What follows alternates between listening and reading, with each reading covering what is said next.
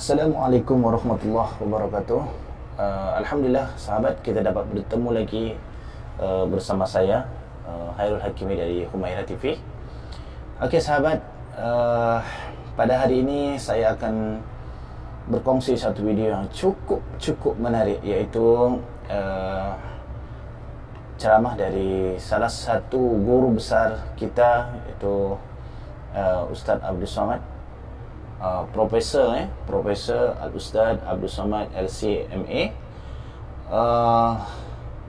mengenai tentang corona. Dalam video ini bertajuk khutbah Jumaat was marah. Covid itu ada, Covid itu memang ada, tapi ada yang menari di atas penderitaan bencana Covid. Okey sahabat, bagi sahabat-sahabat atau saudara-saudara di luar sana yang masih tidak mempercayai Covid itu memang ada, selepas menonton video ini saya harap anda percaya, karena memang Covid ini ada. Covid ini ada. Akan tetapi yang menari di atas penderitaan rakyat yang terkena dampak Covid ini memang juga banyak. Okey saudara, tapi sebelum menonton video ini, kita seperti biasa, yaitu bersalawat kepada Nabi besar kita Muhammad sallallahu alaihi wasallam. Semoga dengan bersalawat ini kita bisa mendapatkan syafaat di yaumul qiyamah nanti insyaallah. Allahumma salli wa sallim wa barik ala sayyidina Muhammadin nuri dzati wa sari fi saril asma'i was sifati wa ala alihi wa sahbihi wa sallim. Oke sahabat, tanpa berlengah masa lagi, yuk kita saksikan video ini. Alhamdulillah, wassalatu wassalamu ala rasulillah Sayyidina wa maulana Muhammad ibni Abdillah wa ala alihi wa sahbihi wa man tabi'a hudah. Ashhadu an la ilaha illallah wahdahu la syarika lah, wa ashhadu anna sayyidana Muhammadan abduhu wa rasuluhu la nabiyya ba'dah. Allahumma salli ala sayyidina Muhammadin nabiyil ummi wa ala alihi wa sahbihi wa barik wa sallim. Qala Allah Ta'ala fil Qur'anil azim wa huwa asdaqul qailin. A'udzu billahi minasy syaithanir rajim. Ya ayyuhalladzina amanu taqullaha haqqa tuqatih wa la tamutunna illa wa antum muslimun. Wa qala ta'ala fi ayatin ukhra, ya ayyuhalladzina amanu taqullaha wa qulu qawlan sadida yuslih lakum a'malakum wa yaghfir lakum dhunubakum wa man yuti'illaha wa rasulahu faqad faza fawzan 'azima. Ibadallah, usikum wa nafsi bi taqwallah wa ta'atihi faqad fazal muttaqun. Jamaah Jumat yang dimuliakan Allah Subhanahu wa taala, berapa banyak orang yang amat sangat ingin hidup di hari yang paling mulia ini, hari Jumat, tapi petang Kamis kemarin malaikat maut sudah mencabut nyawanya. Berapa banyak pula orang yang sampai hari ini hidup sehat walafiat, tapi masih berkeliaran di jalan raya. Ada yang dicabut nyawanya, menyakitkan, tapi ada yang lebih terlaknat, hidup dia di atas muka bumi Allah, bernafas dia dengan udara pinjaman Allah, menggunakan paru-paru yang dititipkan Allah, tapi tak mensyukuri nikmat Allah. Hari ini kita masih dalam sehat hidup, nikmat iman dan Islam. Oleh sebab itu di antara rukun khutbah, khatib mengucapkan alhamdulillah. Begitu banyak nikmat yang diberikan Allah, membalasnya cukup dengan ucapan alhamdulillah. Bersyukur dengan lidah, alhamdulillah. Bersyukur dengan perbuatan, ikuti perintah Allah, jauhi larangan Allah.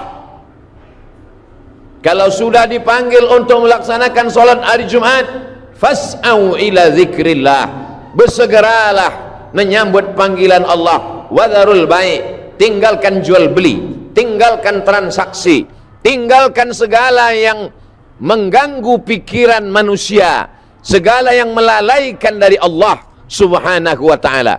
Hari ini nikmat terbesar adalah nikmat iman dan Islam. Dengan nikmat iman Islam itulah orang mati menghadap Allah selamat dari neraka jahanam. Dengan nikmat iman dan Islam itulah orang yang beramal soleh, amalnya bisa menolong di hadapan Allah. Dengan nikmat iman dan Islam itulah orang yang beriman beserta anak cucunya akan dipertemukan dalam surga Jannatul Firdaus. Dijaga iman ini setiap pekan sekali hari Jumat, setiap hari 5 kali subuh, zuhur, asar, maghrib dan isya. Setiap detik berhembus nafas menyebut nama Allah, supaya ketika nafas itu dicabut, yang terakhir keluar juga akan nama Allah, la ilaha illallah. Itulah yang menyelamatkan kita dari neraka jahanam, menyelamatkan dari mati su'ul khatimah, menyelamatkan dari azab kubur. Yang lain daripada itu belum tentu selamat di hadapan Allah Subhanahu wa taala. Jamaah Jumat yang dimuliakan Allah, seorang dokter paling mengerti tentang penyakit mengatakan bahwa Covid itu tidak ada. Mati-matian dia mengatakan tidak ada itu Covid, sampai akhirnya dia mengoperasi seorang pasien dan pasien itu batuk-batuk. Setelah pasien dioperasi, diperiksa, dinyatakan pasien itu positif. 2-3 hari sesudah itu dokter itu pun terkena Covid, berjumpa dengan saya. Setelah itu dia tersenyum mengatakan, ternyata Covid itu ada Pak Ustadz. Di salah satu kota di Riau, seorang jamaah pergi periksa, dinyatakan oleh dokter bahwa dia kena Covid. Dia tak percaya, dia pergi ke Pekanbaru. Sampai di Pekanbaru dia periksa lagi. Dokter di Pekanbaru mengatakan dia negatif, tidak kena Covid. Selama ini yang dia pahami ikhtilaf itu hanya di masjid saja. Ustadz ini mengatakan bid'ah, ustadz ini mengatakan sunnah. Ternyata masalah Covid pun dokter ikhtilaf juga. Di kabupaten dia mengatakan positif, dokter Pekanbaru mengatakan negatif. Dibawanya kertas dari Pekanbaru yang mengatakan negatif, dijumpainya dokter itu, ditumbuknya, ditinjunya dokter itu. Ternyata ada juga dokter yang bermain-main supaya bertambah anggaran. Berapa banyak pasien dinyatakan Covid, setelah dibawa ke rumah diperiksa ternyata negatif. Apa kesimpulan dari 3 cerita yang singkat ini? Bahwa Covid itu ada, tapi yang bermain-main dengan Covid karena ada kepentingan juga banyak. Maka kita mesti cerdas menyikapi ini, karena anggaran tentang masalah Covid ini besar. Celaka, laknat Allah terbesar bagi mereka yang berani mempermainkan umat. Sudah jatuh, ditimpa tangga, atap rumah pun tanggal.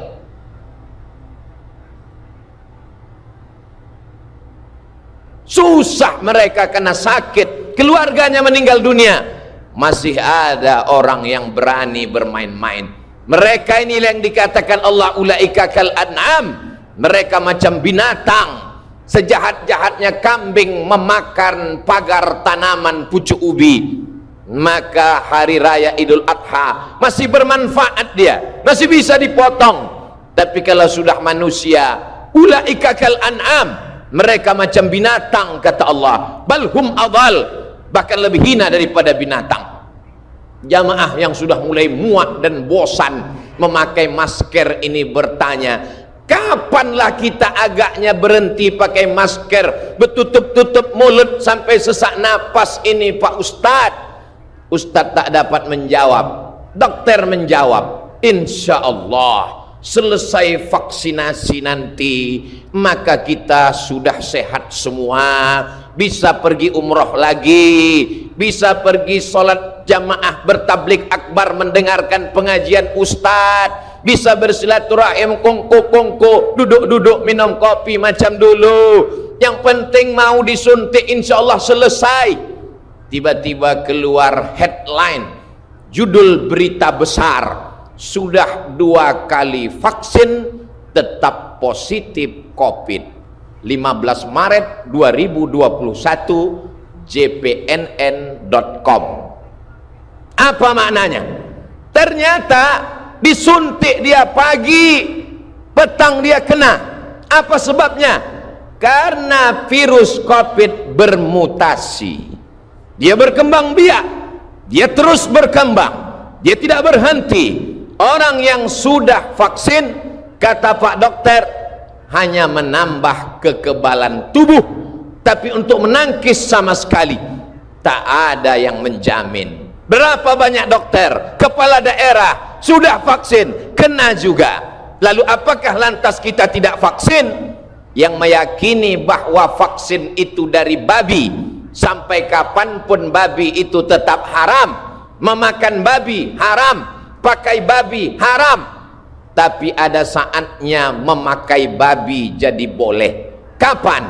Terjebak di dalam hutan, makanan tidak ada, pilihan cuma 2, babi atau mati.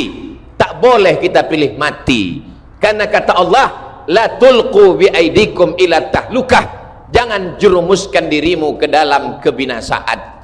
Boleh memilih babi, akhaffud dararain, kalau memang mudaratnya lebih ringan.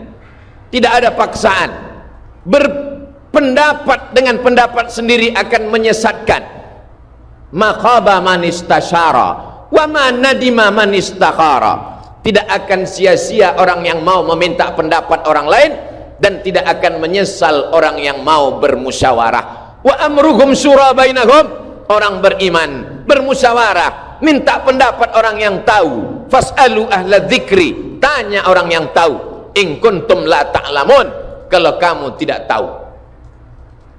Adakah titik terang di tengah kegelapan ini? Orang yang memandang titik terang hanya orang yang bersama dengan Allah. Kalau mengharapkan vaksin, tak dapat diharapkan. Berharap kepada dokter, dokter pun mati juga.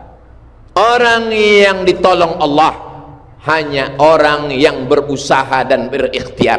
Apa yang bisa kita lakukan, Pak Dokter? Tetap pakai masker, karena virus sampai hari ini belum bermutasi masuk ke telinga. Nanti kalau virus bermutasi masuk ke telinga, barulah kita sumbat telinga. Entah bagaimana pula lagi nanti model khutbah Jumat di masa akan datang. Sampai hari ini virus hanya baru masuk rongga mulut dan lubang hidung, maka tutuplah mulut, tutuplah hidung. Tangan bersalaman bersentuhan, kena air liur, air hidung, maka cucilah pakai hand sanitizer. Masih selamat insya Allah, masih tetap sholat berjamaah, masih tetap jaga jarak, masih tetap menjaga diri. Tapi orang yang tidak mau ke masjid, melarang orang ke masjid, tapi di mal, di pasar dibiarkan. Di mana letak hati kecilmu? Tak malukah engkau nanti kalau berjumpa dengan Allah? Di masjid orang hanya 5-10 menit, masbuk, lambat sampai masjid, sudah qomat.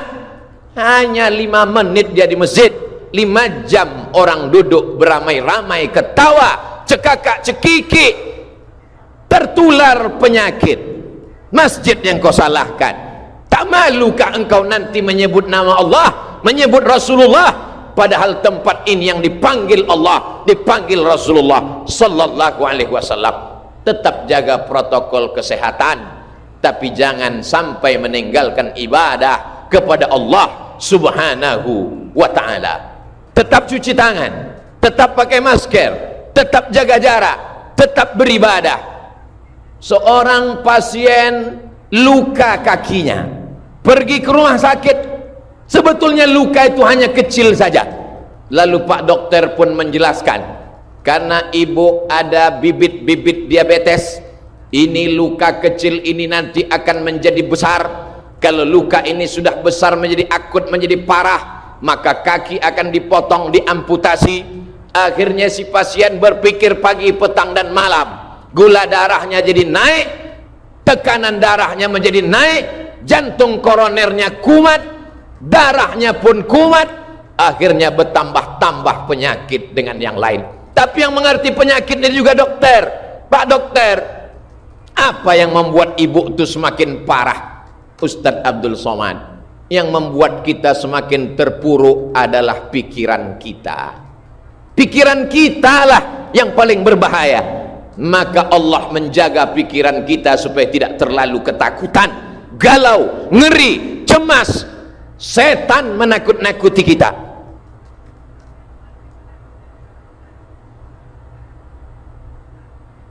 Maka bagaimana caranya?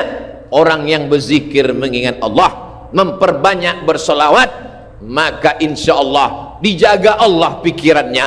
Kalau sudah pikirannya terjaga, hatinya terpelihara. Kalau sudah hatinya terpelihara, imunnya kuat. Kenapa imunnya kuat? Karena imannya kuat. Kalau imunnya kuat, maka virus COVID tak akan dapat menyerangnya. Kenapa Ustadz mati? Kenapa Kiai mati? Kenapa Buya mati?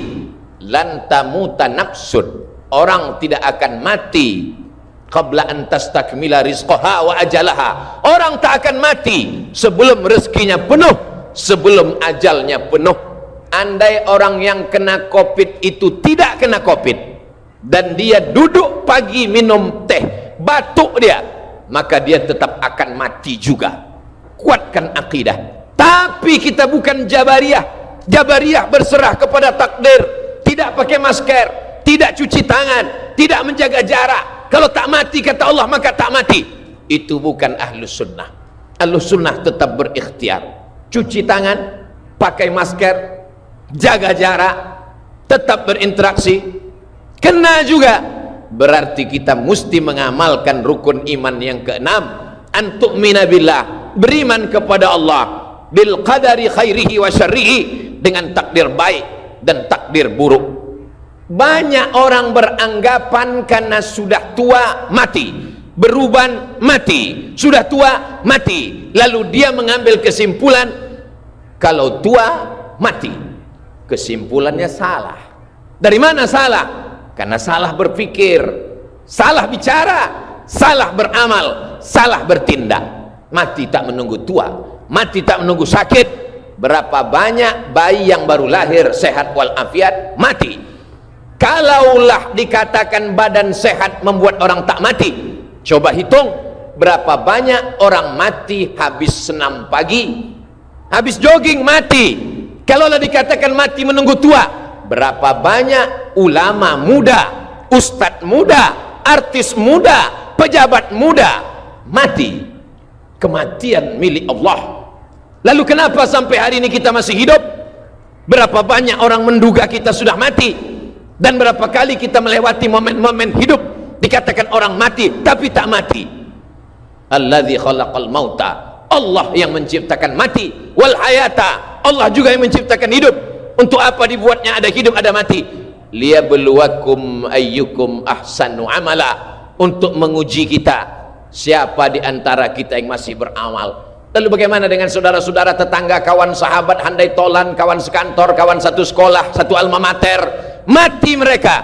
Uzkuru mahasina mautakum, sebutkan kebaikan-kebaikan mereka. Andai ada cacat aib buruknya, andai benar kau sudah ribah, andai salah kau salah 2 kali, ribah sekali, fitnah sekali, sebutlah baik-baiknya. Kenapa mereka mati? Ajalnya sudah sampai, rezekinya sudah penuh. Sebelum COVID itu ada, sebelum virus COVID-19 itu lahir, Allah sudah menuliskan takdir untuk dia. Tapi kita tetap berusaha dan berikhtiar. Itulah beda antara Jabariyah, Qadariyah dengan Ahlus Sunnah wal Jamaah. Mesti kembali kepada agama. Yang punya bisnis tumbang. Orang pergi haji dan umrah, hari ini tak dapat berangkat ke tanah suci. Ustadz Somad, satu-satunya bisnis yang tetap bisa hari ini khusus untuk pariwisata hanya bisnis menyelam. Kenapa begitu Pak? Karena COVID belum bisa masuk ke dalam air. Tapi orang untuk menyelam mesti naik pesawat.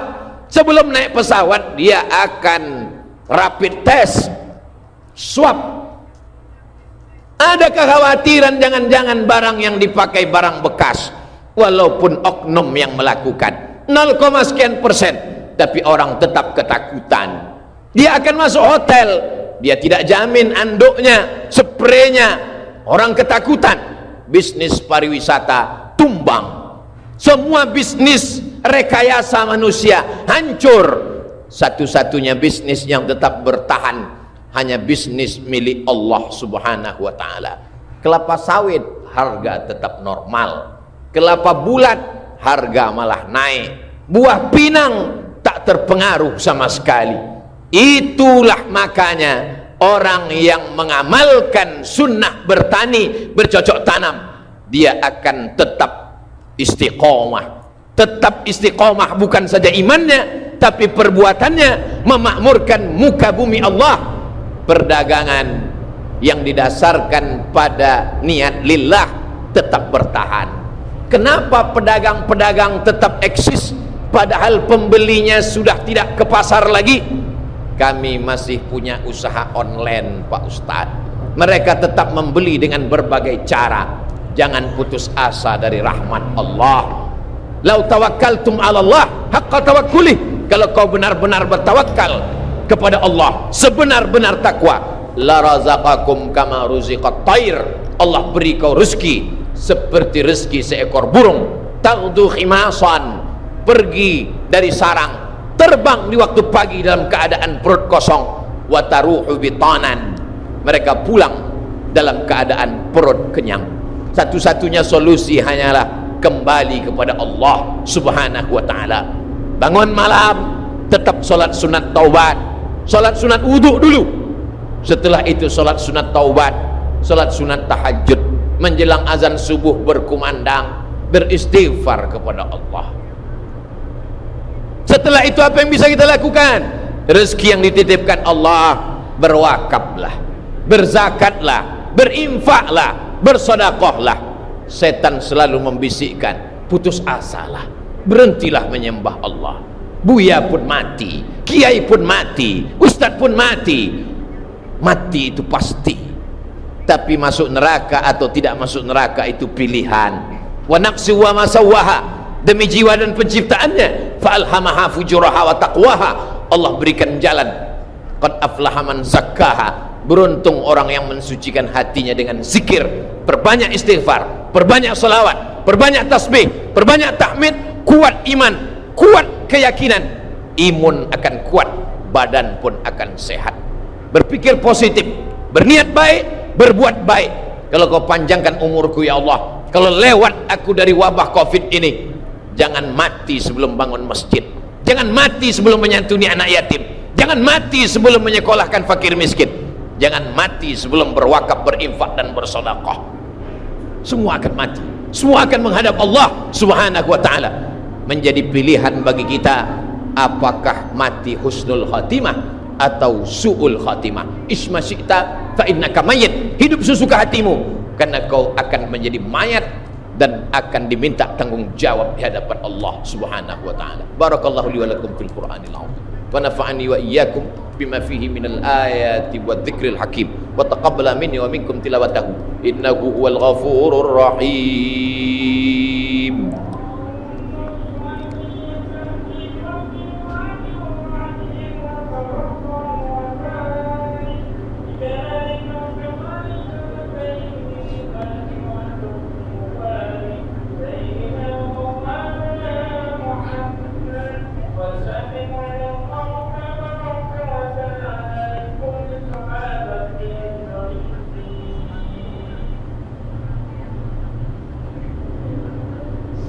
Alhamdulillahilladzi bini'matihi tatimmus salihat, wassalatu wassalamu ala sayyidis sadat wa ala alihi wa ashabihi ahlil fadaili wal karamat.